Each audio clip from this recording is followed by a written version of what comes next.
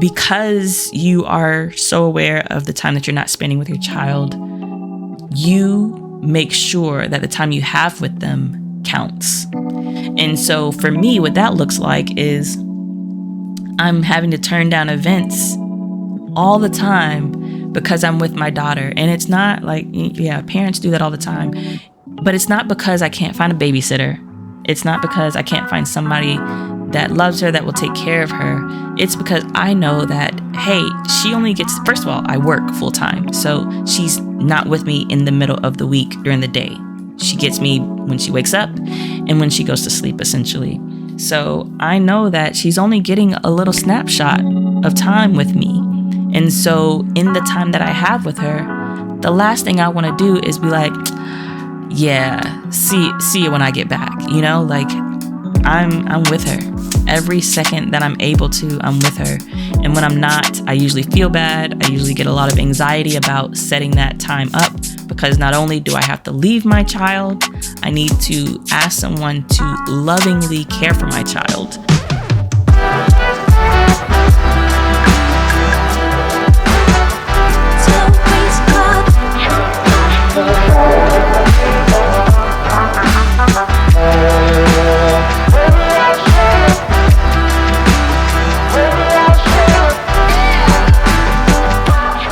Hey guys, welcome back to Lex Talk. For those of you that don't know me, my name is Alexis, and the purpose of this channel is to have real conversations about life, love, and relationships. So today is actually Mother's Day. So happy Mama's Day to all of the mamas out there. Well, actually belated, because this is going to be airing after that. And in honor of Mother's Day, I figured I would talk about being a mom, talk about motherhood, the challenges of it. But I'm going to do it from the context of co-parenting, because that is my experience. And so first off, I'll just give you some backstory. My daughter was born September of 2020, and my ex asked for a divorce in October of 2020. So just a month after she was born. So there's some back and forth, but by and large, my daughter doesn't know a two-parent household. And so being that I was not the initiator of the divorce, there's a level of resentment that I basically have to kind of battle, especially as it relates to co-parenting. And so that's pretty much the perspective that I'm coming from. So just kind of keep that in mind. But there are plenty other like co-parenting relationship dynamics that might have a different perspective. So like, you know, I was in what I would call a loving romantic relationship, but there are co-parenting relationships that were just arranged. People that were like, hey, let's have a baby together. And then there are also like situationships where, you know, you're together for a little bit, maybe a hot minute, maybe a hot couple seconds, and you wind up having a baby together. But I would think that coming from a romantic relationship probably makes it a little bit harder to get to that healthy co-parenting space, because you're having to simultaneously deal with grieving the loss of that relationship. And so I've started to call it shotgun grieving. And it's basically the idea that kind of like a shotgun wedding, where you're not necessarily ready to get married, but hey, you got a baby together and daddy behind you with the shotgun, you are going to go ahead and get married. In much the same way with co-parenting, like after the loss of a relationship, you're not necessarily ready to work together with that person, like a partnership or whatever you have to do in order to co-parent. But hey, you got a baby together and you broke up. So go ahead and get it together, because you now have to, you know, step up to the plate. And so it's a lot of like the process of grieving. There's like, they say like 5 stages, but grief doesn't happen linearly. It's kind of all over the place, sporadic. But the idea is, as time goes on, the intensity lessens. So you go through all the, I don't know, it's like denial, like shock, all this other stuff that you go to. But the last one is acceptance. So in the context of co-parenting and grief, you're forced to kind of jump to that last stage of acceptance initially. So instead of gradually getting to that space in a healthy way, you're forced to kind of ignore all of the other stages. At least you try to kind of press on and get through things. But in reality, those stages still pop up. They're just underneath the hood. So they're kind of like banging up against the bottom of the hood, trying to get out at inopportune times. So you're having to live this life of acceptance while you're struggling with anger or resentment or bitterness or denial or depression, even all these different things. So it's definitely not the healthiest way to, I don't think it's healthy at all, a healthy way at all to grieve. But you have really no choice for the sake of the child. You have to suck it up, child, suck it up, get over it, go and move on, because ain't no time for that unless you want to deal with the kind of, horrible thought of damaging your child further than you already were destined to. So anyways, that is kind of my backstory and perspective, the way that I'm coming at this from. What I did is I wrote down a couple of issues, challenges, topics as it relates to co-parenting for me. And I'm just going to kind of talk about them off the cuff. Hopefully it goes well. Y'all, aside, I have come to realize that I am not nearly as refined as I would like to make myself out to be. So in like determining these topics, I'm having to really catch myself and be like, girl, do you know how to talk about this without putting your whole foot in your mouth? And the answer is no, with any of them. So, I guess, come what may, right? All right. So the first thing that I wrote down is none of us really know what we're doing. So I say, like, as parents, especially first time parents, y'all, like, our kids are whole ass science experiments. We don't know what we're doing. We are just doing what comes to mind, hoping, praying that we don't mess them up too much. But by and large, we're just fumbling through this, hoping for a good outcome. But as a parent, you at least think that you get to fuck up your kid in the way that makes sense to you, right? So in a two-parent household, you kind of like, although both parents might have different approaches, things like that, you have the benefit of communication and cooperation. So although you might not necessarily agree, because you're not just parenting the child in a vacuum, you're also trying to maintain your relationship. You have this thing where you try to work things out, you try to, hey, bring both heads to the table, see what happens, and kind of go from there. And also communication, even though, because I understand not everything is known to the other parent. It's not like you're giving each other like rundowns of a play-by-play of everything that happened when you were with your child and not the other parent. But there's a lot more like, I don't know, like you're witnessing a lot more just by chance, just by living in the same household. There's a whole lot less opportunities for things to just go unnoticed or not spoken about. So you are able to have a little bit more of a hand in the totality of your child's upbringing, So, the dad might walk past the mom and see her disciplining in a certain way and be like, hey, is that how we want to do things? And the mom might see the dad feeding some food. Hey, she might be allergic to that kind of thing. So there's more oversight that's happening. Whereas in co-parenting, at least in the dynamic that I know, that is not the case, yo. It is like both parents are just unchecked, completely unchecked.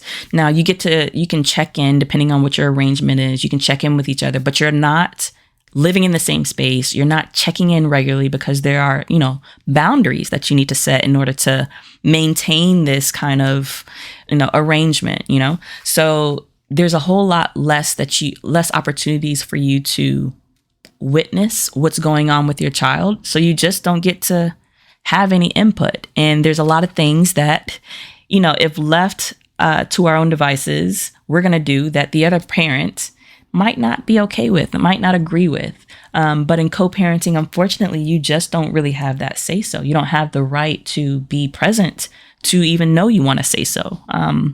It just kind of is like that. So I really hate that. It sucks. And it goes back. This is my next topic, is just the idea that two heads are better than one. There are like so many things that that we have to decide on as parents on a daily basis that are completely out of our pay grade. Like, we have no idea how to make these decisions. Like, should I feed her more or feed her less? Should I listen to the doctor or say, fuck that doctor? It's a whole lot more comforting to be able to bounce these ideas off of your co-parents, of the other parent. It just makes you feel, not only are they like welcome advice, but this person is equally as invested in the well-being of your child. It is their child too. It is your child. It is both of your child. So that is the like top person that you want to get input from, as far as like, all right, if we're gonna make this mistake, I know that you're gonna hurt just as much as I hurt. Or if we're going to benefit from it, I know that you are, going to be just as excited as me, like as the fellow parent of this child. Yeah. So it's one of those things like, yes, you can. And I'm going to keep on saying this. Yes, you can cultivate a co-parenting relationship where there is more interaction between the two, but you just have to face the facts that no matter, especially in the context of a previously romantic relationship, like, you're not just shooting the shit anymore. Like, how often are you talking to your ex that, y'all were together and you had a big rift? You're not just hunky-dory, kind of friendships. Most of the time, the place that you're aiming for is more of like a business partnership. And that's because the last thing you want to do is invite emotion into this space. There's really not much place for emotion in a co-parenting relationship. You can have a little, but it's just a slippery slide. So you want to try at all costs to keep it, it's not professional, but keep the interests of the child first and just keep everything off the table, because it gets messy, y'all. Like, you're not looking to invite those emotions into that space. And so that means that you're not having, long conversations, walks on the beach. You're not doing that. So you're just left with a lot less time to capture what's happening with the other parent and child relationship. And that brings me to my next point, and that is limited insight. So y'all, like, I think I find it a lot more frustrating because of the age of my daughter. Like, she is not even 2 yet, and this happened before she was even walking, before she was even 1 year old. You don't be knowing what is happening with your child when he or she is with the other parent.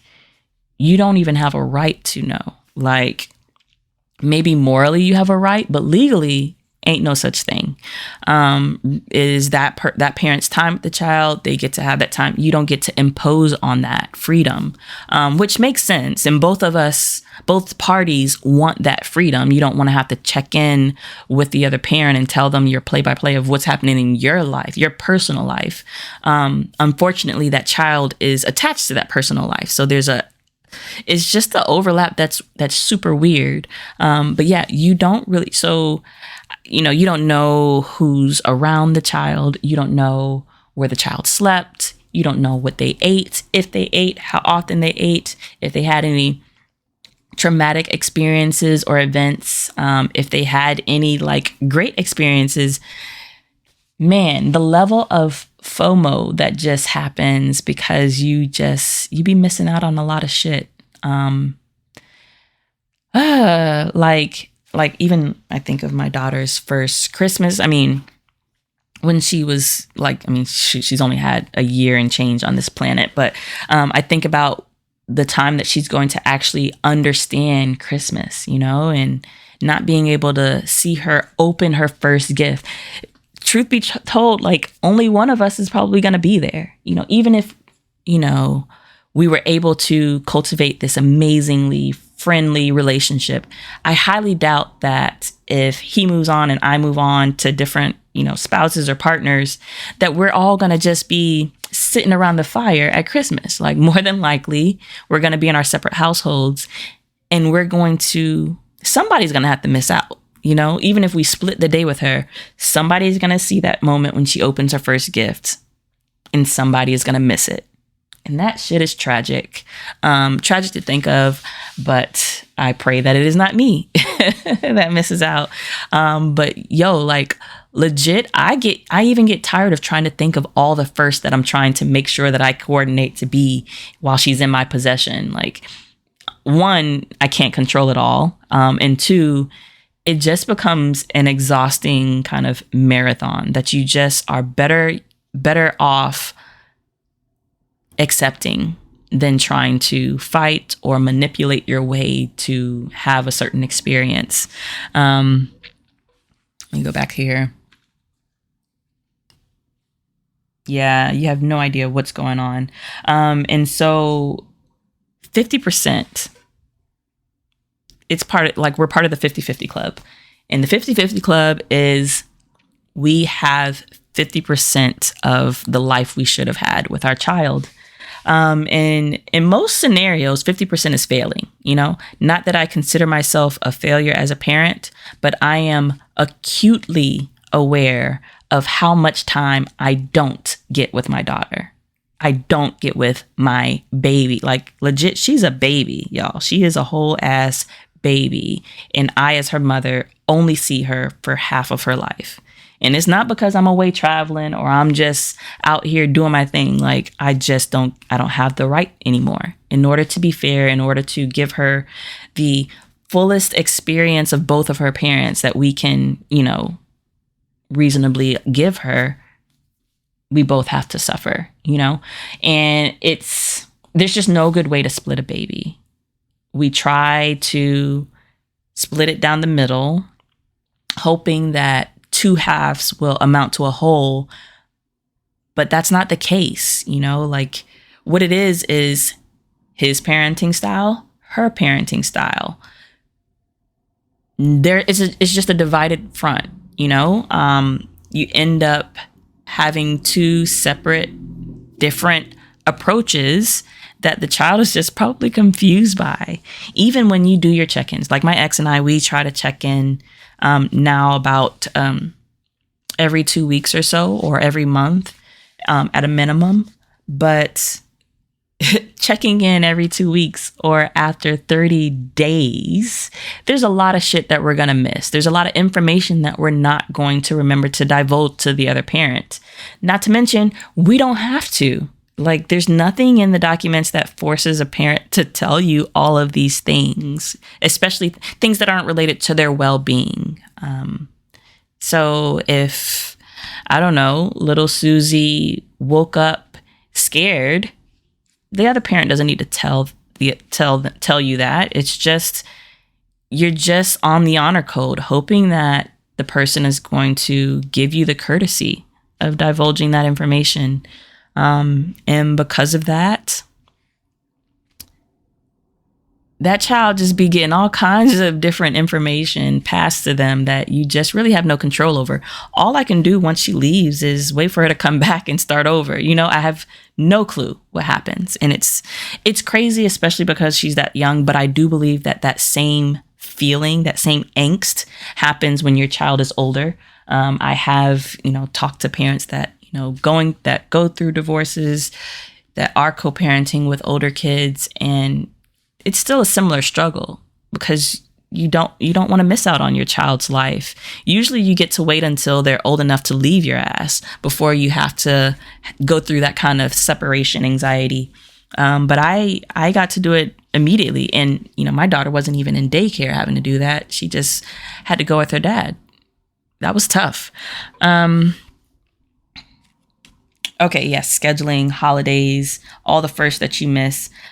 So with the holidays, it's kind of like I said, with the first Christmas and everything, there's so many things that you have to depend on that other parent for, but it's also kind of a scary situation because they don't need to do it. And so it puts you in this cycle. It's kind of like a meeting of drug lords where they're both on, opposite turfs or sides or whatever, and they're having to make an exchange, and everyone is just praying that no one makes a sudden move, because at any point this whole thing could just go to shit. So it's like with like co-parenting, and you need things from the other parent at some time, because ultimately you guys are raising this baby together, so you do need to support each other.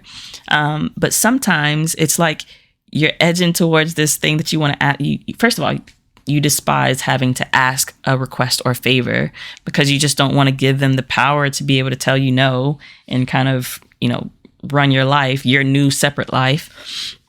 But that is the case. You do have to ask, and you pray that they say yes.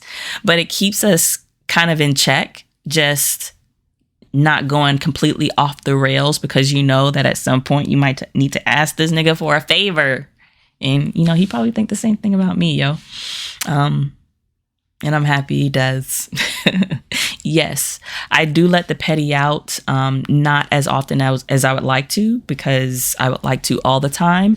I think I've done a pretty good job of not letting it take over, for sure. But anytime that I can exercise that petty that doesn't affect my daughter, you better believe I am so here for it. It goes back to that idea of not being able to grieve in the proper way. Like emotions just be popping up. Like, hey, you remember me? You skipped me a couple months ago. And I'd be like, all right, well, when I find a space to fit you in, I got you. And I'd be, petty, petty, petty. Yeah, I guess I need to say this. I wrote down that, like, I'm lucky. I don't really have to worry about my daughter's well-being when she's with my ex. Like, ultimately, and I think I'm absolutely sure he feels the same with me. Like, ultimately, both of us love her to death and would do absolutely anything for her.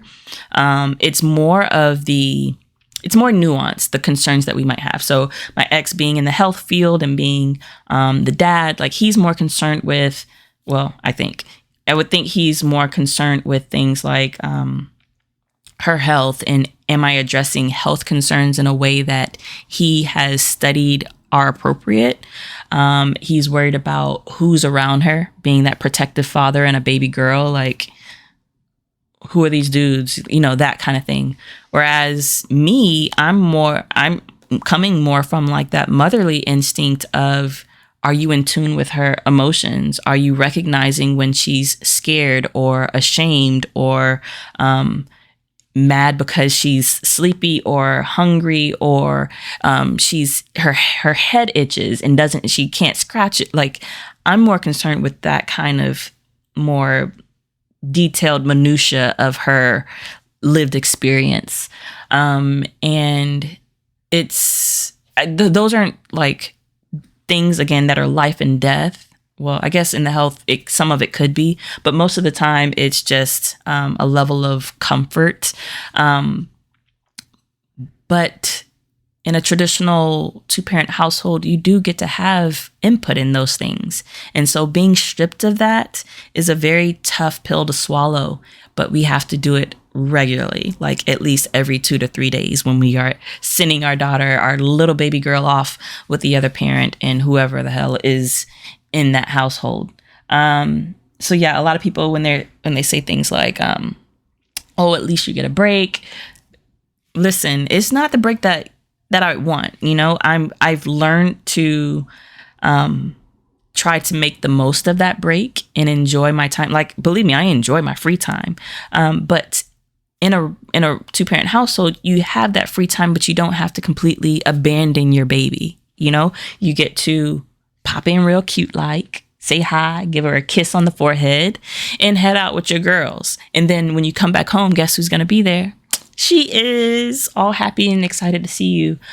Whereas for me, like when she leaves, that goodbye, it's like somebody's going out of town, you know? And at her age, time, that concept isn't quite fully developed yet. So she's had to come to recognize that she'll be back, right? She'll be back, probably, right? Probably. I don't know. It's been a long time. It's been like a whole 45 minutes. That's like a whole day in my mind.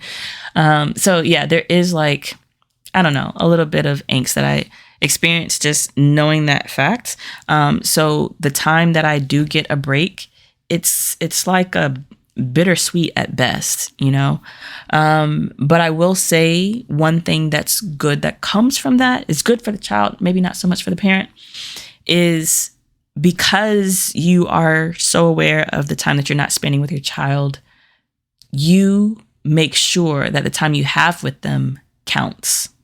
And so for me, what that looks like is I'm having to turn down events all the time because I'm with my daughter. And it's not like, yeah, parents do that all the time, but it's not because I can't find a babysitter.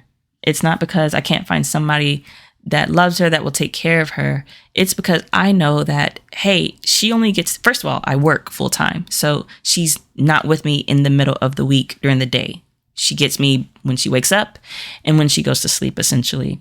So I know that she's only getting a little snapshot of time with me.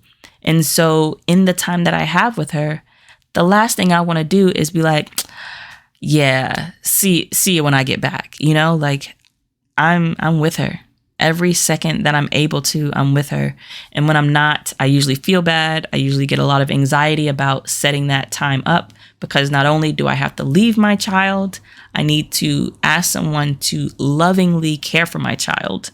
And to me, it's a big ask, but more importantly, it's a big ask because of what I am requesting that they do. The amount I'm requesting that they love her as close as they can to how I would, you know? So to me, I'm truly depending on this other person to fill the shoes that I'm not filling at the moment. So it's rarely worth it for me to put some type of event before her. I usually just say no. And if you got me on an off weekend, I'm there. But I do think it's super, super, super good. It's really good for her.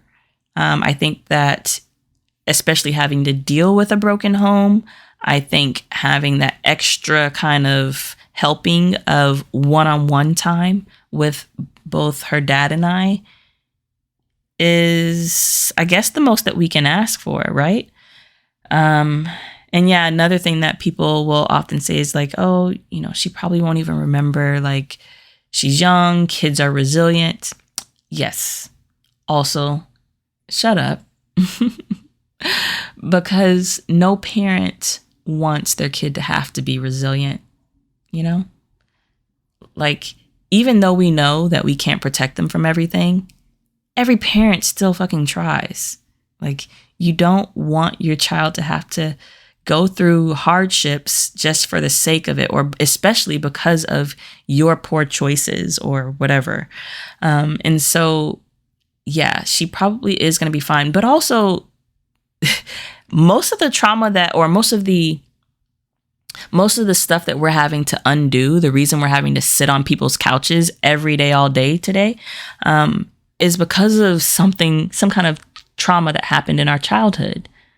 And so although she's not going to necessarily outwardly show that she's affected by different dynamics that are in play, that doesn't mean that it's not shaping how she navigates the world. It's not shaping how she interacts with other adults. She might have some type of, chip on her shoulder that just stemmed from this, that who knew that that's what was developing. This callus didn't just form overnight.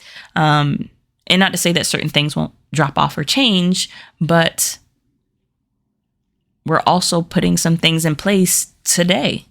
And that is like, I don't know. It's sad. It's sad. It can be sad.